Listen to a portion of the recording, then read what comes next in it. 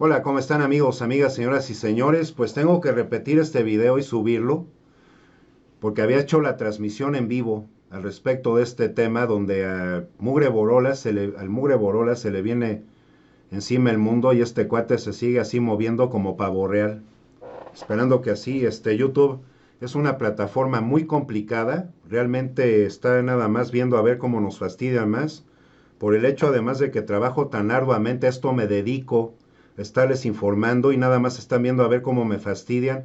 Primero por el número de reproducciones que obtiene cada una de mis transmisiones. Es mucho trabajo lo que hay que hacer, buscar tantas notas, leerlas, buscar los videos adecuados, estar viendo y señalando, pensando mi análisis. Lo que mayormente me interesa es que estén lo mejor informadas y lo mejor informados y entendiendo, o sea, dejando claro, espero estar dejando claro que yo, no que yo soy 100% independiente y que las cosas las estoy tratando realmente con el enfoque que a mí que realmente pienso que es el adecuado. Gracias, pues vamos a ver esto nuevamente. Les voy a hacer rápido este video. Gracias por verlo nuevamente a todas las personas que me acompañaron en la transmisión. Gracias por su apoyo y las personas que no lo vieron, bueno, pues vean esta información.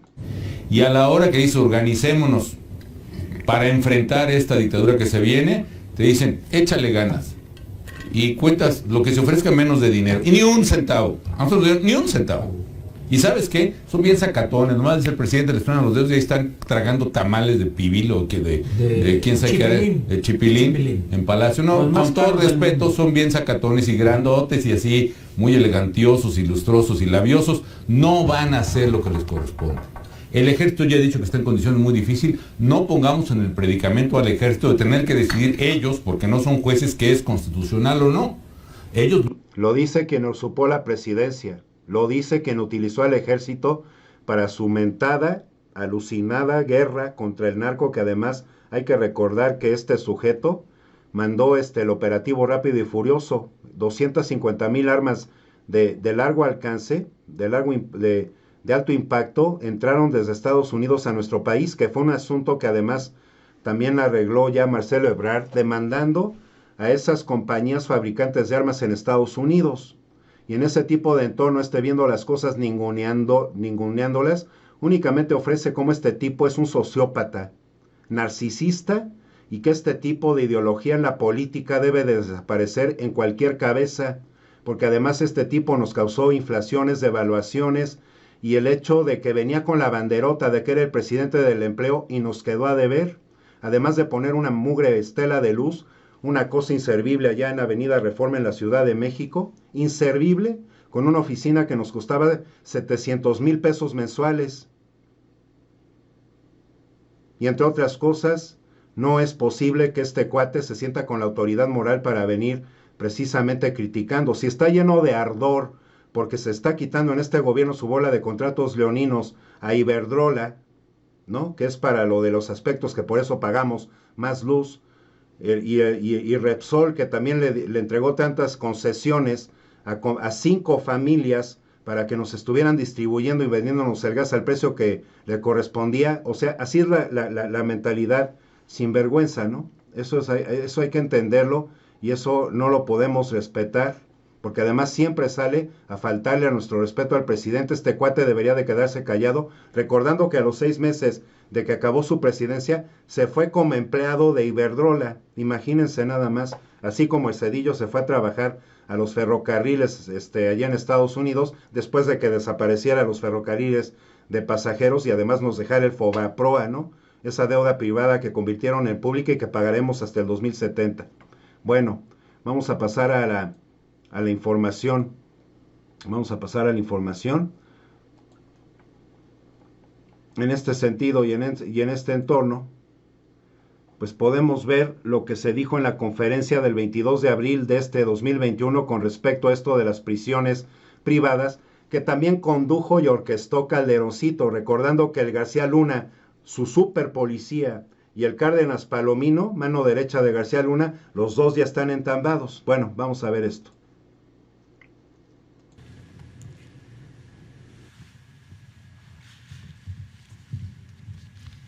Con su permiso, señor presidente, Muy buenos días a todas y todos, al compañero José Ángel Ávila. Él es el director general, el comisionado de los penales federales. A los representantes de los medios de comunicación, buenos días. A todos los que nos ven por las redes sociales, muy buenos días. El pasado 13 de enero, por instrucciones del presidente de México, el licenciado Andrés Manuel López Obrador, presentamos ante ustedes información relativa a los 8 contratos de prestación de servicios que se firmaron en la administración de Felipe Calderón, siendo en la época del señor García Luna, que se hizo esta firma con particulares para la construcción y operación del mismo número de penales, de 8 penales. Destacar que en algunas de las cláusulas de los contratos establecen que la operación y la seguridad están a cargo del Gobierno de México y las empresas o desarrolladoras solo están obligadas a brindar condiciones materiales, tecnológicas y algunos servicios auxiliares. Hay que decir que al recordar algunas de esas cláusulas, también se estableció que la vigencia de por lo menos 20 años para la prestación del servicio de estos proveedores, de estos particulares, para cada uno de los centros penitenciarios, y el monto proyectado con actualización e impuestos es de 276,619 millones de pesos, de lo cual se ha erogado en 9 años 85,398 millones de pesos. También señalan estos contratos, que los pagos realizados durante la vigencia de cada uno de los contratos se llevarán a cabo de manera mensual en su totalidad, con independencia del número de personas privadas de la libertad que lo ocupen. Es decir, si un penal tiene 100 personas, se paga lo mismo que si tuviera 2,000 personas. El trato representaba un gasto para el pueblo de México equivalente, nosotros decimos, esa es una percepción de la Secretaría, este gasto representa un equivalente al hospedaje diario en un hotel de 5 estrellas o más por el alojamiento, alimentación y la atención de cada interno. Por ejemplo, en 2020, el gasto es tan grande que de los 22,776 millones del presupuesto ejercidos por prevención y readaptación social, por esta comisión, 67.7% se fue en el pago de estos 8 contratos. Casi el total, lo que significa pues esta privatización de estos servicios. Además, como se hizo de conocimiento en su momento, los contratos establecen que los inmuebles y sus instalaciones, una vez concluida su vigencia, siguen siendo propiedad del proveedor y no del Gobierno de México. Este fue uno de los principales puntos que se abordaron en las mesas de trabajo que el presidente nos instruyó tener junto con la Consejería Jurídica y con los prestadores de servicios para tratar los montos y cláusulas de los contratos y llegar a un acuerdo que revirtiera el grave daño ocasionado a la hacienda pública.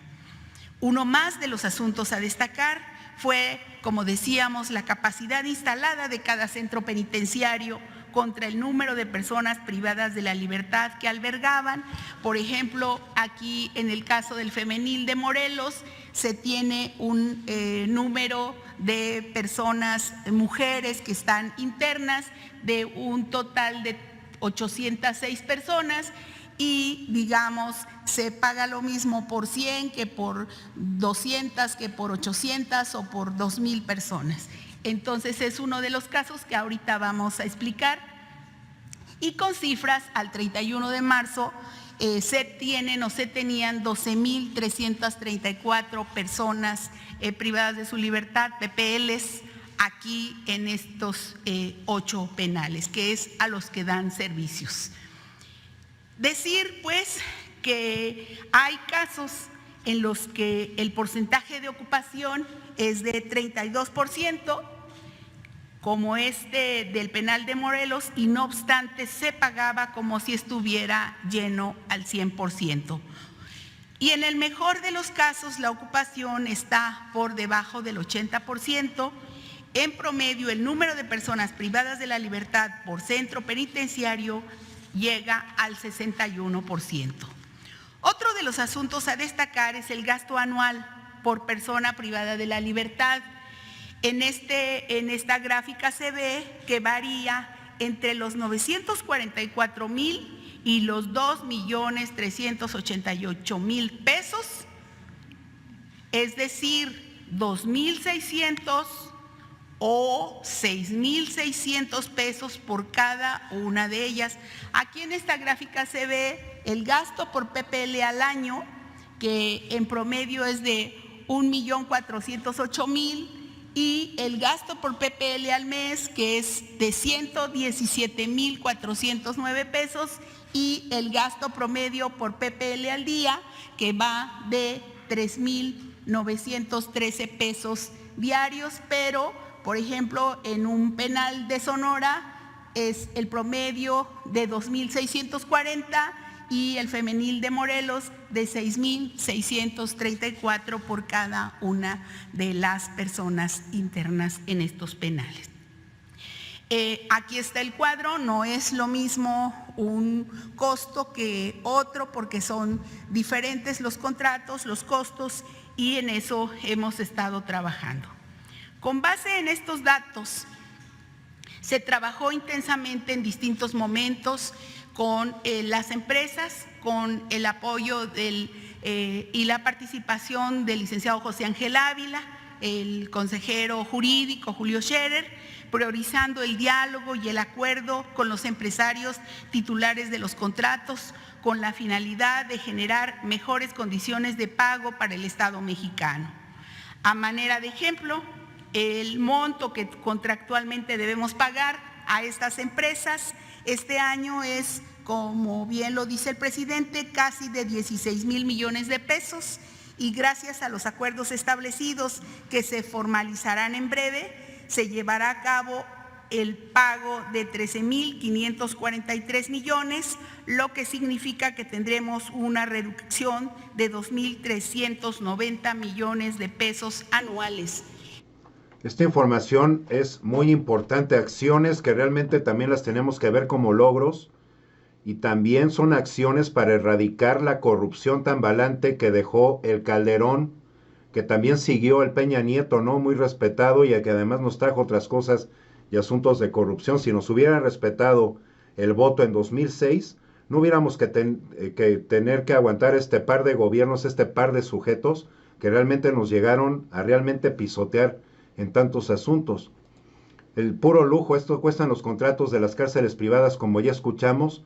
Vuelvo a mostrar esta foto para que además vean el estado de estas cárceles privadas, que es lo más importante, porque ya la información de Rosicela Rodríguez, la secretaria de Seguridad Pública, ya fue muy puntual y además fue muy clara, para que vean cómo están los estados de este tipo de prisiones, que se pagan peor que si fueran hoteles de 5 estrellas, y nada más es una robadera de marca mayor, y que no le están dando ninguna dignidad a las personas para que se rehabiliten. Cerezo, Centro de Readaptación Social. ¿Quién se va a readaptar viviendo en estos entornos y con todas estas tonterías, ¿no? Porque además la Corte Federal de La Haya, aquí lo vuelvo a mostrar, hay pruebas suficientes para juzgar a Calderón.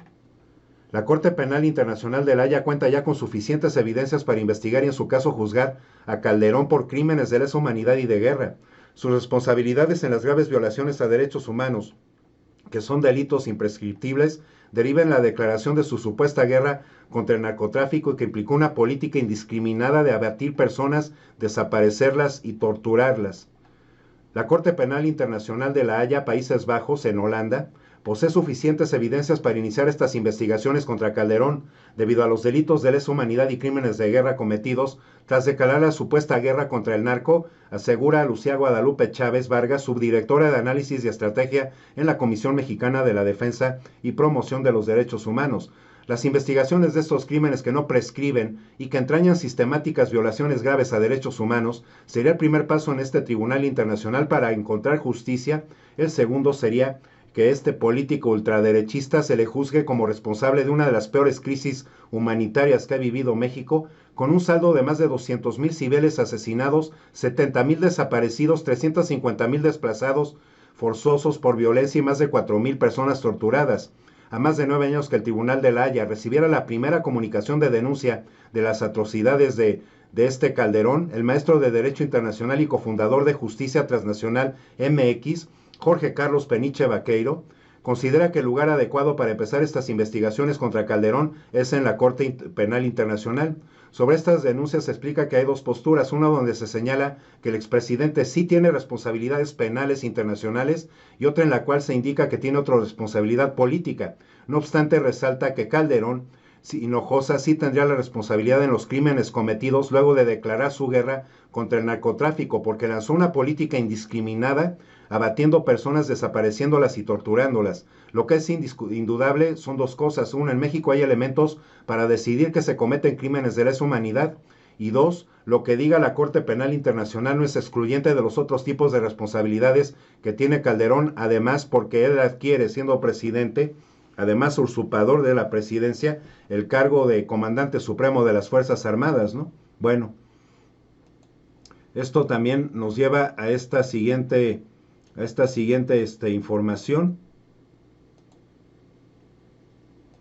En México también cuánto pagan los presos por sobrevivir a las cárceles. Y no solo por las sentencias que deben cumplirse, sino también por los reos que deben de pagar para sobrevivir dentro de las prisiones. En las cárceles mexicanas hay cuotas por todo: el derecho a dormir acostado, recibir un poco de agua para beber, asearse y evitar golpizas y asaltos. Organizaciones civiles y estudios académicos señalan que un preso puede desembolsar un promedio de 5,000 pesos al mes, unos $300, por vivir en relativa calma dentro de una prisión mexicana. En otros casos, la cuota es mayor según el sitio donde se encuentre cada persona. Los problemas se presentan en todas las 277 prisiones estatales del país. En prácticamente todas ellas existen cuotas informales, según la Comisión Nacional de Derechos Humanos. En México, la población penitenciaria es de 254,705 personas, la mayoría en cárceles que dependen de los estados. No se sabe cuánto dinero pagan a los reos, pero un dato de la organización civil ofrece una dimensión del problema. Según la entidad, en tan solo 4 prisiones en la Ciudad de México, Oriente, Sur y Norte, así como la penitenciaria de Santa Marta Catitla, la femenil, los internos pagan un total de 336,000 pesos al día, unos $20,000. Los cobros a prisioneros empiezan desde el momento en que ingresan. Primero, para que se les entregue una muda de ropa color beige, el color reglamentario para los procesados. La cuota puede ser de 20 pesos. Luego hay que pagar por ocupar una plancha de cemento para dormir y también para conseguir una cobija.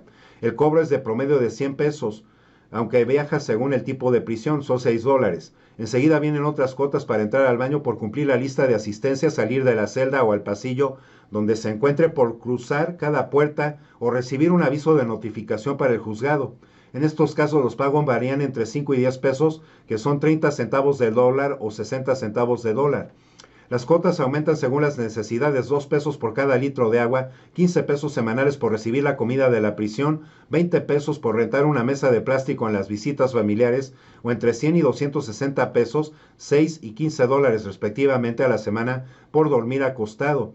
No es todo. Para evitar agresiones dentro de las cárceles se pueden contratar guardaespaldas. La tarifa entre 2,500 y 5,000 pesos mensuales, que son 150 a 300 dólares americanos. Una cantidad similar a la que se cobra por no ser trasladado a las áreas donde se encuentran la mayoría de los internos o dormitorios considerados peligrosos. Los pagos se prolongan durante todo el tiempo en que la persona que está privada de su libertad permanezca en la cárcel. Las cuotas se entregan a internos, custodios y empleados de los juzgados, pero ellos no se quedan con todo. le dijo a BBC Mundo a Saiska Niño de Rivera, presidenta de la organización Reinserta, que trabaja para mejorar la situación penitenciaria de estas personas. El dinero llega muy alto. Los custodios no se lo quedan, tampoco los directores de los penales, llega mucho más arriba. No es verdad, dice el diario Reforma de la secretaria de Gobierno de la Ciudad de México, Patricia Mercado, pues el dinero de corrupción en las cárceles de la capital se queda entre los custodios, no necesariamente sube hasta arriba. Asegura a los perdedores, en la mayoría de los casos el costo de vivir en una cárcel lo pagan las familias de los internos. Para muchas personas ha implicado perder sus casas o coches y tener que comenzar a trabajar o tomar un trabajo adicional, dejando de estudiar, dejando de frecuentar amigos y de cuidar a sus hijos. No es solo entregar el dinero para cuidar a sus familiares, sino también cada vez que lo visitan, con otras tarifas que casi siempre están a cargo de los custodios, 20 pesos por introducir una tarjeta telefónica, 80 pesos por un alimento no autorizado o 120 para no cambiar zapatos o lo que les señala el reglamento. Un aparato electrónico como televisión o equipo de sonido pagan entre 800 a 1000 pesos, de 48 a 60 dólares como cuota de ingreso. Y llevar a los internos un teléfono móvil les cuesta 1,500 a 2,000 pesos según la prisión, es decir, de 90 a 121 dólares. Una vez dentro de las cárceles, los familiares pagan algunas de las cuotas a los reos. Pedir un interno que avise de su llegada cuesta 10 pesos. Luego entre 2 y 5 pesos por cada puerta que debe de cruzar el familiar. Estas cantidades se multiplican cada uno de los visitantes en las prisiones. Solo en la Ciudad de México, por ejemplo, se realiza un promedio de 3.2 millones de visitas anuales. Para que entendamos a cuánto asumen las cantidades, hay que multiplicarlas. Pero el dinero es parte del problema. En contextos vulnerables, como vive la mayoría de los reos en México, el precio de vivir en una prisión crea un círculo vicioso que no ayuda a la rehabilitación, advirtiendo que el estudio de la investigadora Pérez Correa, un costo que no se queda tras las rejas. Se incrementan las probabilidades de que existan problemas de abuso, sustancias, violencia y delito en las familias. Esa es la información más relevante que la traje en la transmisión de 1 hora, pero para que entendemos todo el garlito y que además Calderón se le está viniendo al mundo encima y tiene ese brazo largo de la ley, como se le decía años atrás, lo tiene que alcanzar y realmente ojalá que esa justicia, porque es lo único que se está pidiendo, justicia,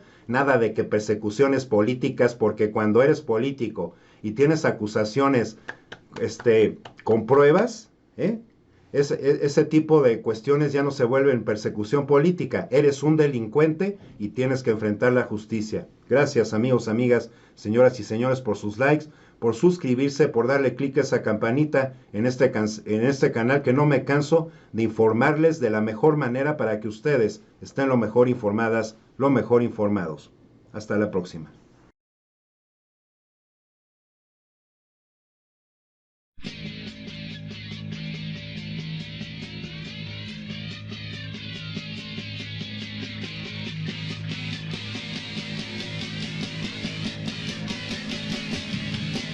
Señoras, señores, pues aquí sigo escuchando muy atentamente al informe de nuestro presidente. Luego hicieron ningunear los mismos que las satanizaron, los hicieron igual. El mexicano no puede, ¿cómo de que no? Tenemos mucha capacidad. Así terminó la presentación del libro de Tatiana Cloutier.